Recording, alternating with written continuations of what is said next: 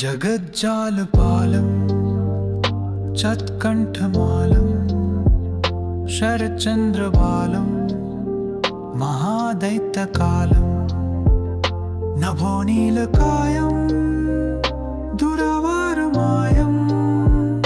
सुपद्मासहायं भजेऽहं भजेऽहं सदम्भोधिवासं गलत्पुष्पहासं जगत्सन्निवासं शतादित्यभासं गदाचक्रशस्त्रं लसत्पीतवस्त्रं हसच्चारुवक्त्रं भजेऽहं भजेऽहं रमाकण्ठहारं श्रुतिव्रातसारं जलान्तर्विहारं धराभारहारं चिदानन्दरूपं मनोज्ञस्वरूपं धृतानेकरूपं भजेऽहं भजेऽहं जराजन्महीनं परानन्दपीनं समाधानलीनं सदैवानवीनं जगज्जन्महेतुं सुरानीककेतुं त्रिलोकैकसेतुं भजेऽहं भजेऽहं कृताम्नायगानं खगाधीशयानं विमुक्तेर्निदानं हरारातिमानं स्वभक्तानुकूलं जगद्वृक्षमूलं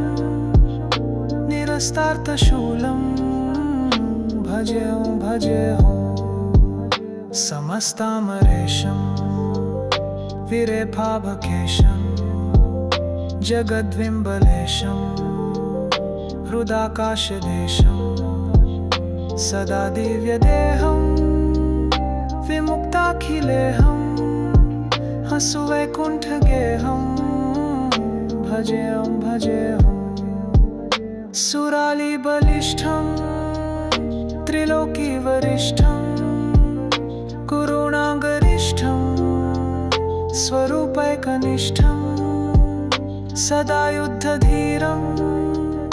महावीरवीरं हमाम्बोधितीरं भजेऽहं भजेऽहं रमावामभागं